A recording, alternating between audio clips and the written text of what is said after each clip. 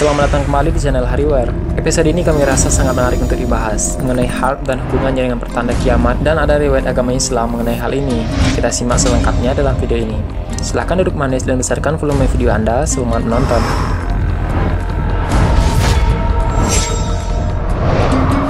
Sebelum memulai, kita cari tahu dulu apa itu HAARP. High Frequency Active Auroral Research Program atau HAARP, program penelitian aurora aktif frekuensi tinggi, adalah program penelitian ionosfer yang didanai bersama-sama oleh Angkatan Udara Amerika Serikat, Angkatan Laut Amerika Serikat, Universitas Alaska, dan Defense Research Project Agency atau DARPA. Dirancang dan dibangun oleh BAE Advanced Technologies (BAYAT).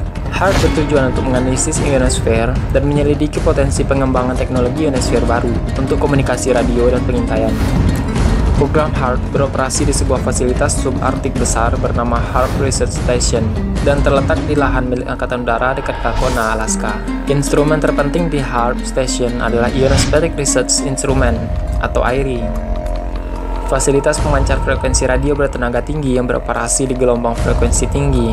IRI digunakan untuk memberi kejut sementara pada sebagian kecil wilayah ionosfer. Instrumen lainnya seperti VHF dan radar UHF, magnetometer, flux gauge, digison, perangkat pengukur ionosfer, dan magnetometer induksi dipakai untuk mempelajari proses fisik yang terjadi di wilayah kejut tersebut.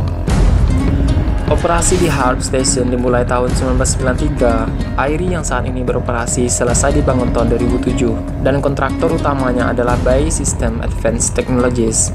Pada 2008, HAARP telah menghabiskan sekitar 250 juta US dollar dalam bentuk biaya pembangunan dan operasi yang berasal dari pajak. HAARP dikabarkan dimatikan sementara pada Mei 2013 sambil menunggu pergantian kontraktor. HAARP merupakan target para teoriwan konspirasi atau konspirasi teori, dan mereka mengklaim bahwa HAARP dapat memodifikasi cuaca, menonaktifkan satelit, dan melakukan pengendalian pikiran manusia, serta digunakan sebagai senjata melawan teroris. Sejumlah teoriwan konspirasi menuduh program ini sebagai penyebab gempa bumi, kekeringan, badai dan banjir, penyakit seperti sindrom perang teluk dan sindrom lelah kronis, jatuhnya TWA penerbangan 800 tahun 1996, dan hancurnya wahana antariksa Columbia di tahun 2003. Para komentator dan ilmuwan mengatakan bahwa teori-teori ini tidak berdasar, dan kebanyakan teori semacam ini berada di luar kemampuan HAARP dan melampaui jangkauan ilmu alam. HAARP menjadi subjek berbagai teori konspirasi. Sejumlah orang berspekulasi tentang adanya motif dan kemampuan tersembunyi proyek ini, dan menuduhnya sebagai penyebab bencana alam seperti banjir, kekeringan, badai petir, gempa bumi di Iran, Pakistan, Haiti, dan Filipina, pemadaman listrik besar-besaran, jatuhnya TWA penerbangan 800, sindrom perang teluk, dan sindrom lelah kronis, dan lainnya. Tuduhan-tuduhan tersebut meliputi yang pertama ialah jurnal militer Rusia yang menulis bahwa pengujian ionosfer dapat menghasilkan banjir elektron yang mampu membalikkan kutub magnet bumi.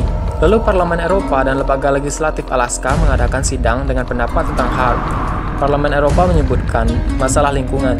Selanjutnya, Nick Begich Jr., putra mantan anggota Dewan Perwakilan Rakyat Amerika Serikat Ned Begich, dan penulis Angels Don't Play This HAARP, mengklaim bahwa HAARP dapat menciptakan gempa bumi dan mengubah atmosfer teratas menjadi lensa raksasa sehingga langit seolah-olah tampak terbakar, dan membuat situs web yang mengklaim HAARP sebagai alat pengendali pikiran.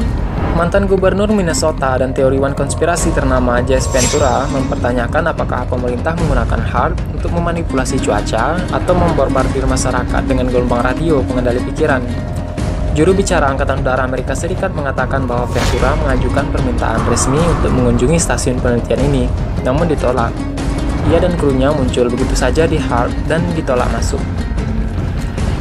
Selanjutnya, fisikawan Bernard Esland mengklaim bahwa HAARP memiliki teknologi dari patennya yang mampu memodifikasi cuaca dan menetralkan satelit. Dan kami sangat tertarik dengan sebuah teori konspirasi ini, dan kami punya salah satu riwayat dalam Islam mengenai perubahan cuaca ini, dan ini hanya sebagai perbandingan saja.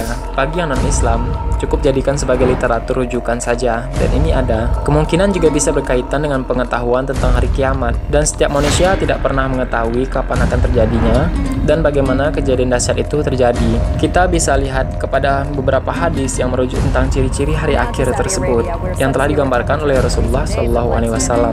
Jazirah dan tanah Arab yang tandus kini menghijau. Salju adalah merupakan sumber komponen utama bagi terbentuknya tumbuhan, sungai di dunia. Saat ini berdasarkan penelitian sains, di Jazirah Tanah Tandus Arab, tidak terkecuali di Tabuk, Palestina, bahkan di Gurun Sahara, sudah mulai dipenuhi dengan tumbuhan hijau dengan turunnya hujan salju. Dari Abu Hurairah radhiyallahu anhu berkata, Rasulullah SAW bersabda, hari akhir tidak akan datang kepada kita sampai dataran Arab sekali lagi menjadi daratan berpadang rumput dan dipenuhi dengan sungai-sungai. Hadis riwayat Muslim. Berdasarkan penelitian Profesor Alfred Kroner, seorang ahli geologi terkemuka dunia dari Departemen Ilmu Bumi Institut Geosciences, Johannes Gutenberg University, Mainz, Germany, ia mengatakan bahwa era salju baru New Snow Age saat ini telah dimulai. Sekarang salju di kutub utara sedang merangkak bergeser perlahan ke arah semenanjung Arab. Sedang merangkak atau bergeser perlahan-lahan ke arah semenanjung Arab. Pada saat itu iklim dataran Arab berubah dan menjadi salah satu daerah yang paling subur dan hijau di muka bumi.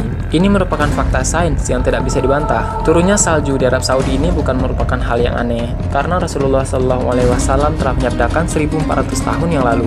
Dari hadis Rasulullah SAW sebelumnya ada beberapa informasi yang didapat. Yang pertama adalah informasi datangnya hari akhir atau kiamat. Yang kedua yaitu dahulu kala dataran atau jazirah Arab pernah menjadi padang rumput yang subur dan dipenuhi dengan sungai-sungai. Yang ketiga, nanti dataran Arab sekali lagi akan menjadi padang rumput dan dipenuhi dengan sungai-sungai sebagai salah satu tanda datangnya hari kiamat. Sekali lagi, dengan adanya teknologi yang membuka cakrawala berpikir kita, bukan tidak mungkin bahwa HAARP bisa sangat berpengaruh pada pola alam di bumi. Dan jika hal itu tidak memungkinkan atau belum terjadi, setidaknya hanya memerlukan teknologi yang selangkah lebih maju untuk terwujudnya hal tersebut menjadi nyata. Dalam hal ini, kita mempunyai dua pilihan. Pertama adalah terganggunya iklim atau cuaca di bumi dan menyebabkan keanehan di berbagai tempat, dan bisa jadi merupakan rekayasa teknologi yang akan sampai pada hal tersebut. Bagaimana menurutmu? Silahkan kamu simpulkan sendiri apa yang sebetulnya telah terjadi, dan mungkin yang Anda pikirkan sama seperti yang saya pikirkan. Semoga bermanfaat. Terima kasih sudah menonton. Pastikan selalu mendapat video terbaru. Lihat juga episode sebelumnya dan selanjutnya jika kamu penasaran. Dan jika suka, jangan lupa dukung channel ini. Kamu bisa subscribe, like, dan share. Terima kasih.